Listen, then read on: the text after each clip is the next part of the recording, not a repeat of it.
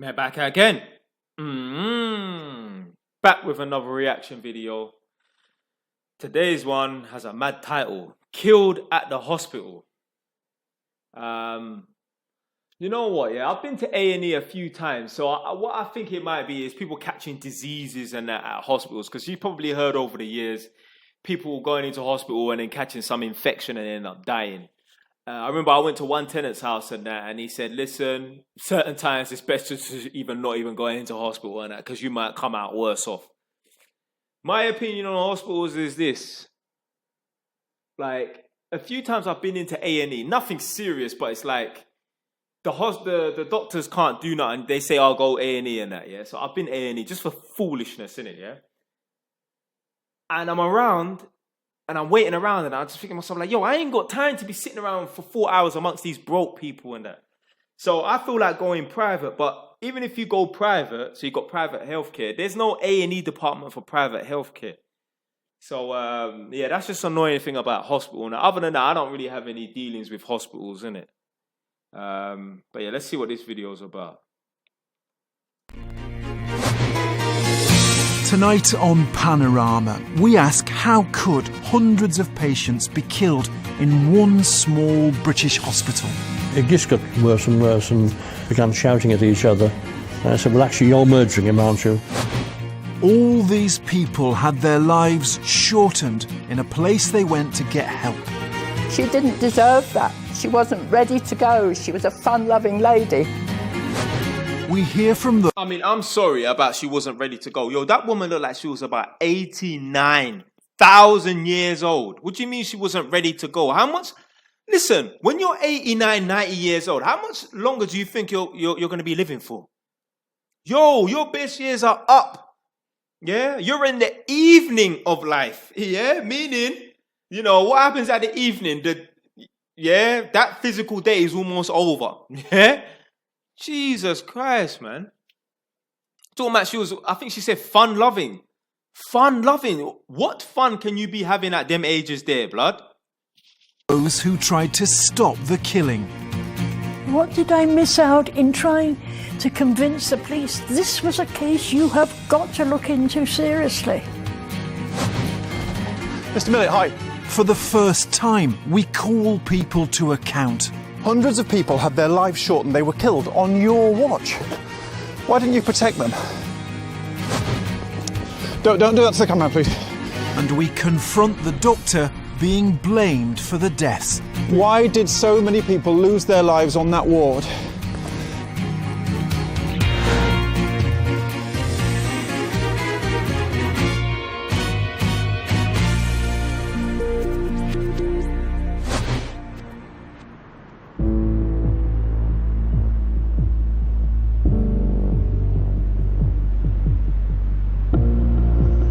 This is the story of a community hospital with the darkest of secrets. Hundreds of people had their lives shortened here. People like war veteran Robert Wilson. He had health problems, but in 1998 went to hospital with a broken shoulder. He was funny. He was hilarious at times, you know. Like telling his stories of the Navy and D-Day. Like many other elderly patients, Robert was sent to Gosport War Memorial Hospital to recuperate. I thought he was getting better, and I thought, well, a few days in another place, he would be home, sort of thing, you know. But it didn't work out that way.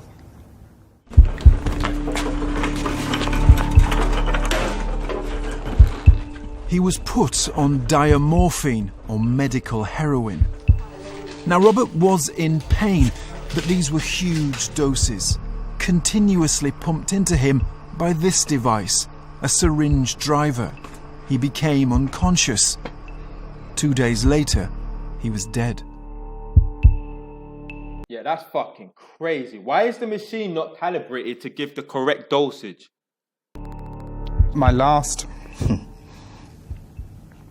memory of my dad was that he, as I left the room, I said, I'll be back, Dad. And he lifted his hand and he tried to reach out to me and I left the room, and that was the last time I saw my father alive.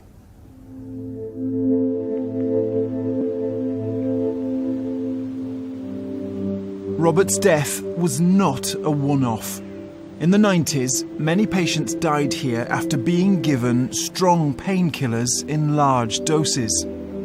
An official investigation found between 450 and 650 patients had their lives shortened.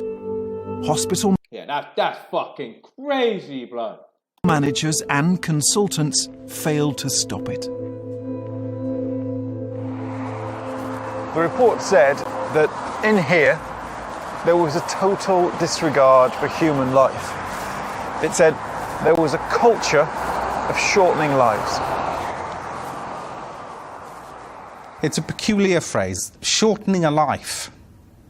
If you're going to shorten anyone's life, what do you get called? You know, there's a Murderer, killer, driller. word for it. If you shorten someone's life, you're a killer.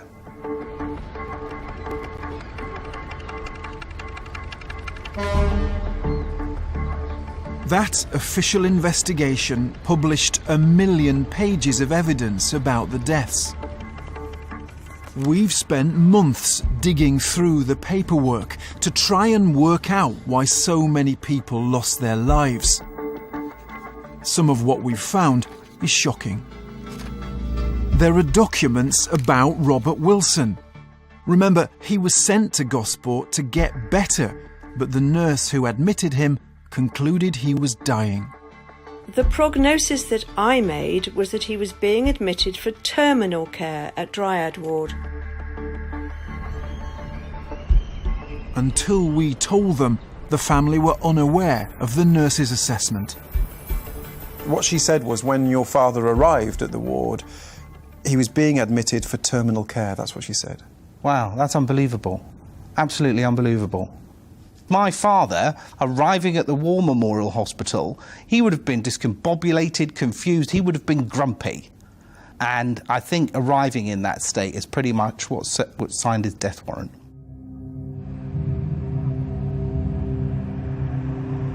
What is extraordinary is the expert appointed by the government to investigate concluded patients were killed by staff. I discovered in the records this phrase, please make comfortable. And I think that's described for me what seemed to have been going on. And I concluded that that may well have shortened the lives of some patients. Some may even have been able to leave hospital alive. So they were killed by the hospital? That was what I thought.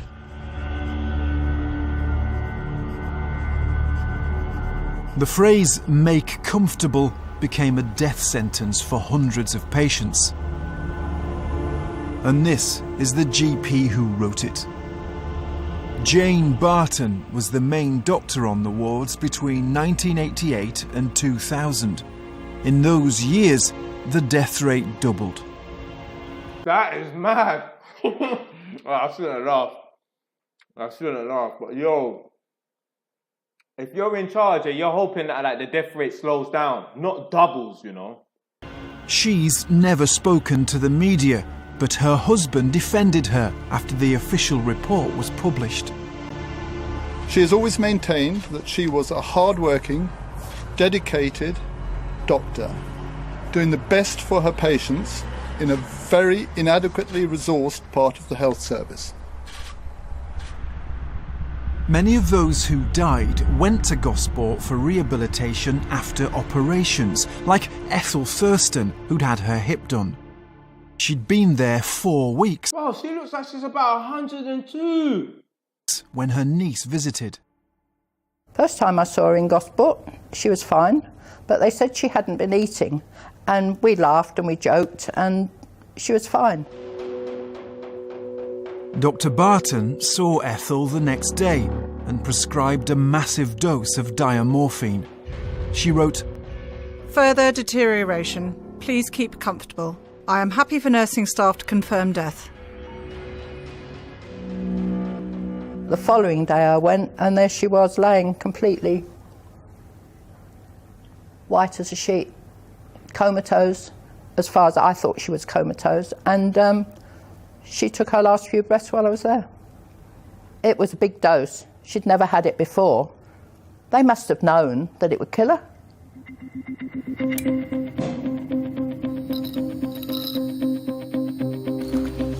When patients are dying, they are often made comfortable with powerful painkillers. But at Gosport, patients who weren't dying were still given massive doses. We want that's foolishness. to know why. It's Richard Bilton here from the BBC. Did you work at Gosport Hospital? The nurses who worked on the wards must know.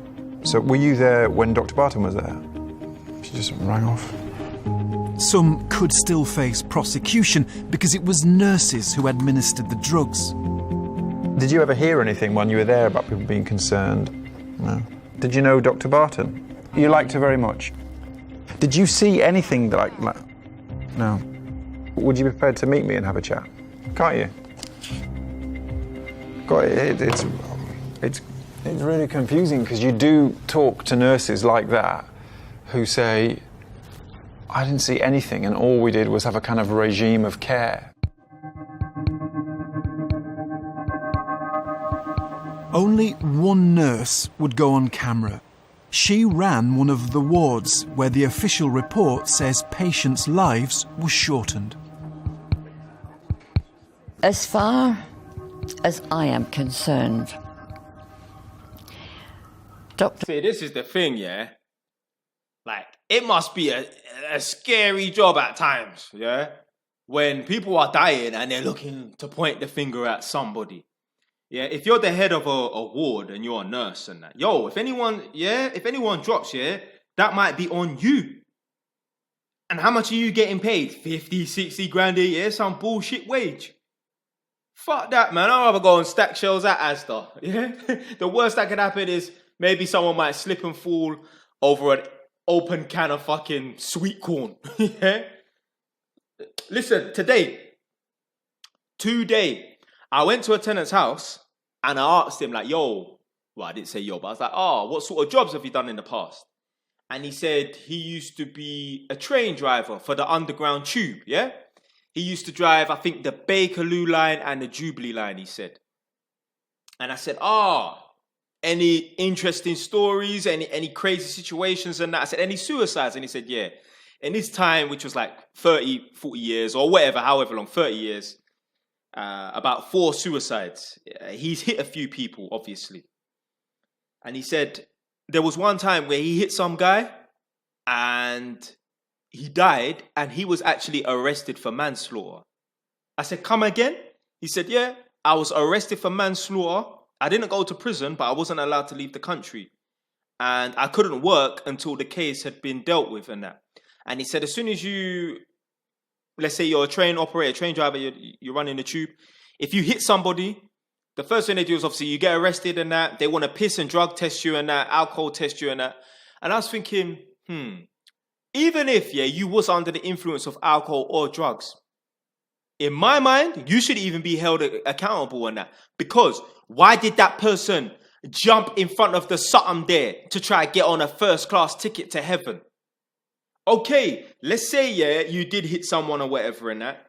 Regardless of the outcome, you should just lose your job because you're under the influence of drugs or alcohol and that. But you shouldn't be held responsible for that person's first-class ticket to heaven and that. See, this is the thing. This is the sort of country and world we live in. Someone always wants to blame someone else. I don't give a fuck, if the train driver was getting topped off by one of the female managers while driving the train. If someone decides to jump in front of it and put themselves on a first-class ticket to heaven, that I don't give a shit, Let them deal with him in terms of gross misconduct or work, conduct and that. But he should not be arrested for manslaughter. So imagine that. Imagine if they did find about too much alcohol or too much substances in his bloodstream and that. That guy would have went to jail because that guy decided to jump in front of a something there and send himself on a first-class ticket to heaven because he was having problems with his wife. His wife wanted to leave him. His wife cheated. Unbelievable. Craziness. Barton didn't shorten any lives on my ward. I mean, a lot of people who've read that report will think that you were right in the middle of this system of ending lives, just killing people. Yeah. What would you say to those people? I would like to say that they were nursed to the best of my ability, and they had what every patient is entitled to: peaceful, pain-free, dignity, and I mean dignified death. But is there a possibility that Dr. Barton decided when end of life started, and she decided that too early? Not on my ward, no. No.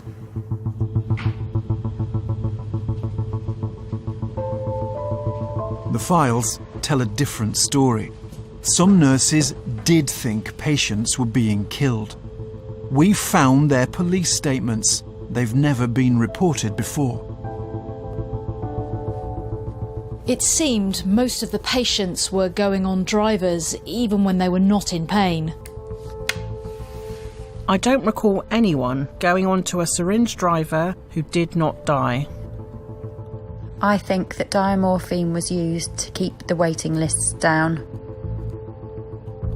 It got to the stage that every time Dr. Barton came to the annex, I would think to myself, How many people are going to die? who's going to die now? Mad! I remain deeply upset and feel terribly guilty about one particular death. This auxiliary nurse is talking about a patient called Dennis Brickwood. He had a hip operation and went to Gosport for rehab.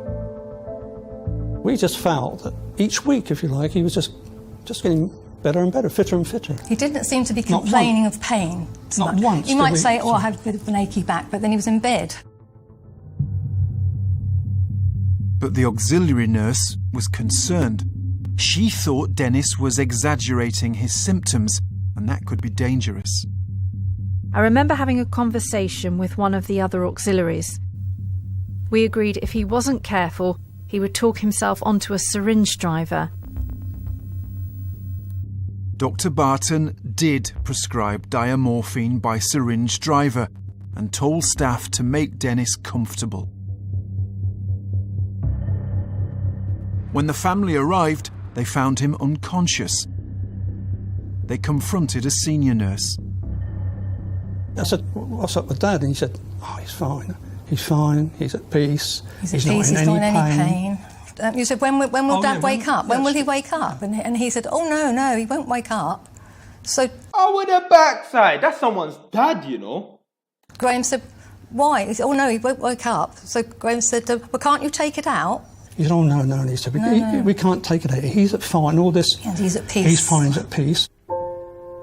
Fam, that sounds like a body to me. He's at peace. He's at peace. What are the two words that come before peace? Rest in, yeah? Fucking pitch the guy, blood. The auxiliary says she confronted the same senior nurse. Until we told them, Dennis's family never knew one of the staff tried to protect him. This is what she told the police. Knowing Mr. Brickwood as I did, I am confident that he would not have allowed the introduction of a syringe driver had he known of the outcome. Yeah. That's... How does that feel to hear that? That feels awful. Well, yeah, it's dreadful. That feels really awful. He wasn't 100%, but we're adamant as a family that he wasn't ready to go at that particular time. And at that moment, no way. A day after the syringe driver was switched on, Dennis died. Dr. Barton wrote the prescription that led to his death, and hundreds of others like it. I want to know why, but she hasn't answered any of our questions. Dr. Burton, hi, it's Richard Bilton from BBC News. Dr. Barton goes into her garage. Could I ask you a quick question, please? But her husband comes out. Sir, can I just ask you... I'm from BBC Panorama. Oh, I know who you are. Yeah, and I wrote and asked some questions, and Dr. Barton didn't answer them. So, This is all so you can just say you gave us every opportunity to talk and we didn't. No, I asked you questions which I hoped you'd answer. And now I'd like to put those questions to Dr. Barton. It's a very complicated story. And we've not heard from her. And the advice we've had is not to speak to the media. Why did so many people lose their lives in that hospital? Have their lives shortened? They were killed. Oh, you're suggesting that she murdered them now, are you? Is that what you're suggesting? Oh, I'm suggesting that you said they were killed. 400 people had their lives shortened, which I think is killed, isn't it? Isn't it? 400 people had their lives shortened. Shortened as opposed to killed. So why hasn't she not been charged with murder? Why hasn't she been charged with murder then? I don't know. All right, well then perhaps you have to address these questions to the police. Yeah, I mean, that is a good question. Like, yo, if it's so much people, like it won, you know, that could slip through the cracks and about 400. If she truly was guilty of it, I mean, yo, they would find some evidence to charge you and lock you up and throw you in prison. Listen, motherfucker, listen, you be in London, yeah, driving down a fucking bus lane and they'll send you a parking ticket within a week, yeah? Or, sorry, like a traffic ticket within a week, yeah? And that's a minor offence. So, God forbid you was responsible for shortening 400 people's lives in there. I'm sure they would find a way to arrest your blood clot. Well, Hampshire police have investigated Dr. Barton 3 times. The first death they looked at was a complex one. 91-year-old Gladys Richards had dementia, but she went to Gosport to recover from a hip operation. Dr. Barton had written up frail, elderly lady, not obviously in pain. I am quite happy for nursing staff to confirm death. That is mad. Yo. Obviously, my impression of this video was obviously like, you know, in the beginning, like, they probably went to the hospitals and caught something and that. But yo, it's literally like some kind of scandal where they're getting accused of just pitching people in the hospital. Yo, hey, any lot watching this right now, avoid that Gosport hospital, whatever the fuck it's called. Dr. Barton prescribed diamorphine via syringe driver. 4 days after it started, Gladys died. So I rang up the police and said, I have concerns over my mother's death and I wish to lodge an allegation of unlawful killing. He said, there, my dear, you're upset over the death of your mother.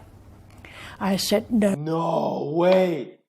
No way. And do you know how mad this is? I don't want to make this about myself, yeah, but like, yo, a woman is reporting that she thinks her mum was unlawfully killed. And the police are just saying, look, your mum's just died, your mum's an elderly woman, just forget about it and get over it.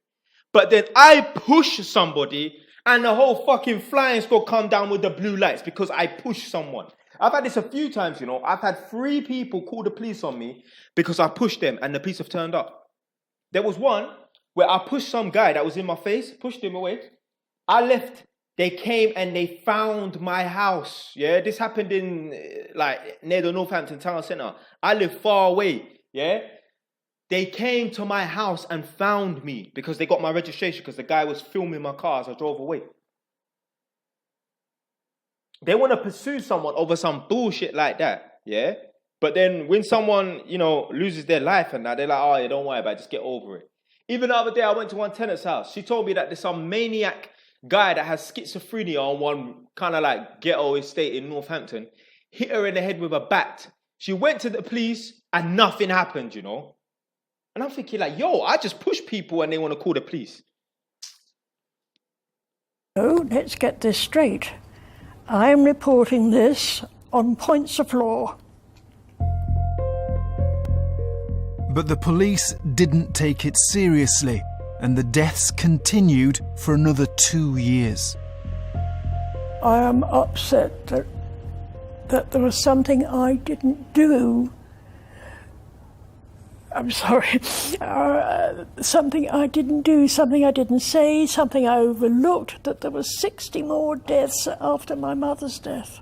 How else what did I miss out in trying to convince the police this was a case you have got to look into seriously?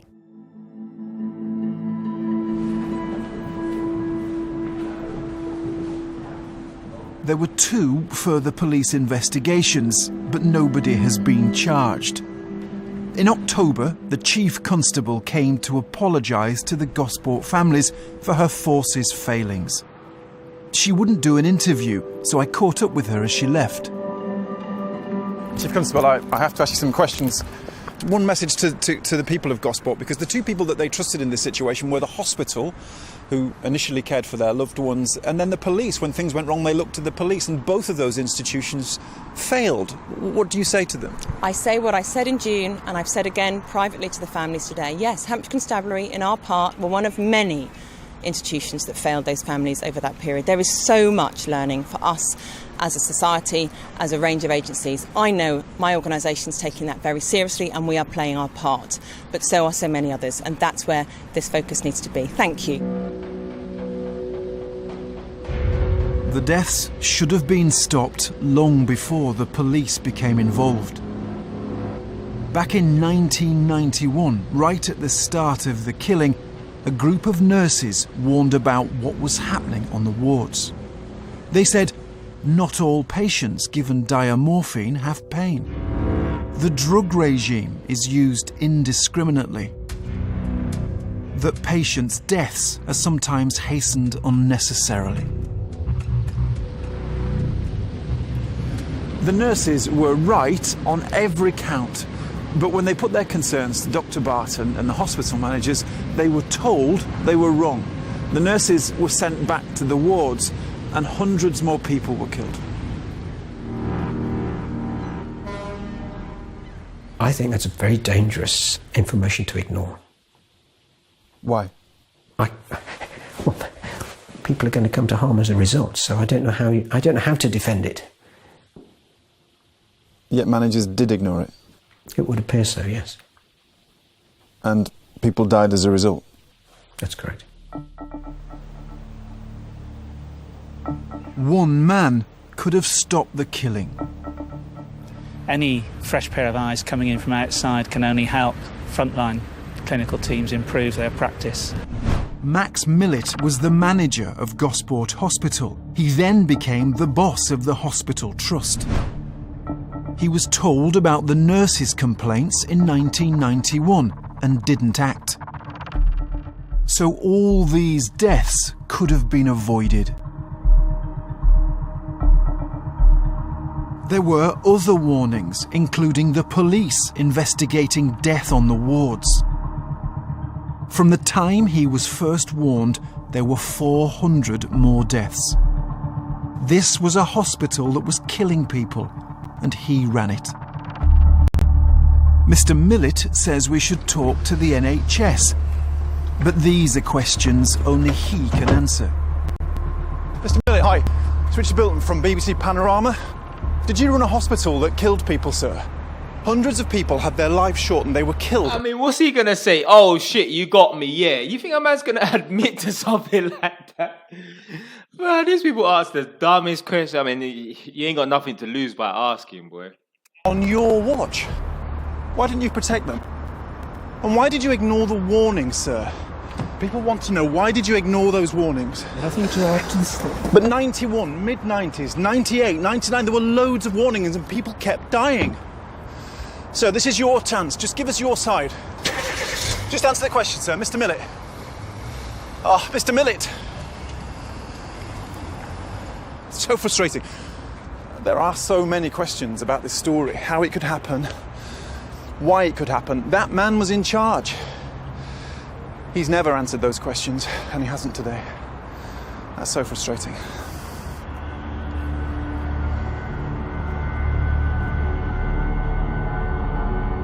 Max Millett was in charge, but he didn't write the prescriptions that killed people. She did. Jane Barton was disciplined by the General Medical Council in 2010 for serious misconduct, but she wasn't struck off and she retired. consultants who'd approved her practices weren't investigated. Dr. Barton said she was overworked and patients were too poorly for rehab. Many former colleagues agree. I know at one time, if I can say it on television, we thought we were a dumping ground. A dumping ground? Yeah. They were blocking acute medical beds and we had the empty beds. They were sent to us. We were hoping we could, rehabilitate them, which we did, we tried. But it soon became apparent that they were nursing care, and they had damn good nursing care, I tell you. But they weren't rehabilitation. What did that mean then for the patient? They were with us until they died. So basically, if they're with them until they die, what's the point of stretching this out over 2 years or a year?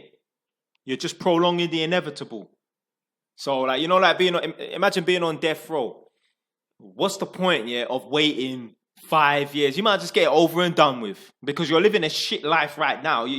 Imagine you're bedbound. You're in bed. You're bedbound. You can't get out of bed. Yeah, so you can't live a life that's worth living. Yeah. What's the point of sitting there waiting for a first-class ticket to heaven? You might as well just get it over and done with. So, and they did. But Dr. Barton's drugs accelerated those deaths. By 2002, dozens of families had gone to the police, and a major investigation was looking at 94 deaths. The officer in charge is talking about the case for the first time. This is probably the most significant investigation that I was involved in over 31 years of policing. My view was that there was sufficient evidence to put the matter before a court, and there was an overriding public interest in putting the matter before a court. Were people murdered in Gosport Hospital? I can't say that. It's not my job to decide upon charges. I gather evidence and I put them before the Crown Prosecution Service. It's for them to decide what charges are relevant. Documents show the CPS looked at possible charges of manslaughter and murder. One of the 10 cases prosecutors examined was this man's stepfather. Brian Cunningham went to Gosport to be treated for a painful bedsore. I went to the hospital, and on the way in, you ask at the reception desk, where is my stepfather, Brian Cunningham? I said, he's in Dryad ward. I remember somebody in the cubicle said, mate, that's the death ward. When he arrived at hospital, Brian was distressed and became abusive towards staff. Listen, this is the last hospital where you want to be abusive towards staff. Yo, did you hear about the the M rate? Yeah? Yo, if there's a hospital where I'm going to be on my best behavior, it's at that hospital, because you might go in for a broken knee or a hip replacement and you might not come out if you give them too much attitude, boy. Yo, they should put on the front of the hospital, man for behave in this Ras Clark hospital, yeah? Though he was very ill, Dr. Barton knew Brian's condition was not yet terminal. But she still prescribed a lethal diamorphine syringe driver the same day. She wrote, "Make comfortable, give adequate analgesia. I am happy for nursing staff to confirm death." That's bullshit. No fucking way. Who the hell's going to write that and admit to that? That's bullshit, man. As soon as I saw this stuck in my stepfather, I knew exactly what was going on. They're actually disposing of him. His life has been terminated. I said, look, I'd like to speak to Brian. Will you please remove the syringe driver, allow him to recover enough for me to speak to him? And she said, well, I'm not going to agree. I can't agree to this. And it just got worse and worse, and we began shouting at each other. And I said, well, actually, you're murdering him, aren't you? prosecutors decided there wasn't a reasonable chance of securing a conviction. Despite detectives reviewing thousands of pages of evidence and taking more than 800 witness statements, no one has ever faced justice. What did you think when they said, we're not going to press ahead?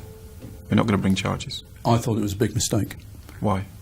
Because I knew what the response of the families was going to be. I knew what the response of the public was going to be. And I do recall talking to the prosecutors and saying that this will end up in a public inquiry, and eventually I think the matter will go before a court.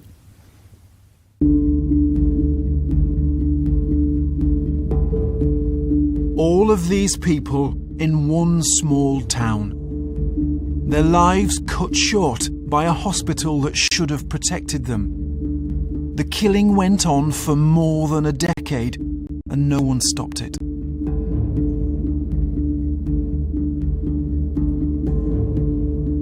My father didn't want to die like that.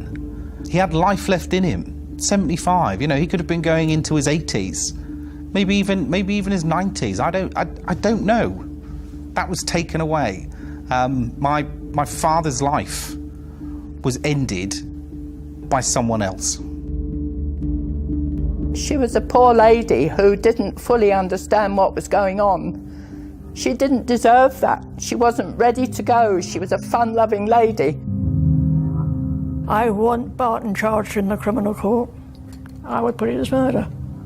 Intent that these patients were not going to survive. The allegations against Dr. Barton could not be more serious. She's accused of drugging hundreds of patients to death. And I still want to get the answers the families need.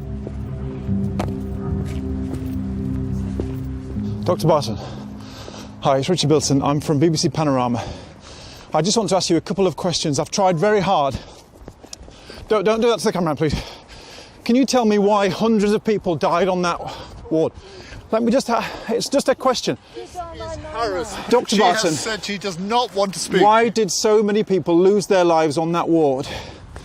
Because the families, they say that they want justice. Do you understand why they might want to see you on trial?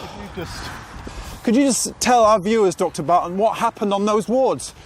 Just one last question, Dr. Barton. What happened on those wards?